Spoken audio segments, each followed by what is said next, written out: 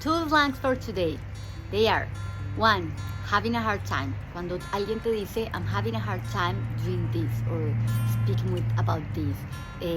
Hablando de esto, me estoy pasando por un momento difícil, es un poco incómodo para mí. I'm having a hard time. Y aquí lo puedes escuchar, puedes repite, trata de repetir, de escucharlo y repetir, para que después te salga natural. Having a hard time seeing how this is my fault. It's just that we're having a hard time remembering what happened here last night. Look, Soup, I'm having a hard time. I'm having a hard time, trusting somebody to evaluate it. She's having a hard time getting out. Y la otra es, I get it. Claro, no había entendido cómo era, no había entendido cómo se pronuncia. I get it. Now I get it. Oh, I get it. Okay, yeah, I get it. But I think I get it now.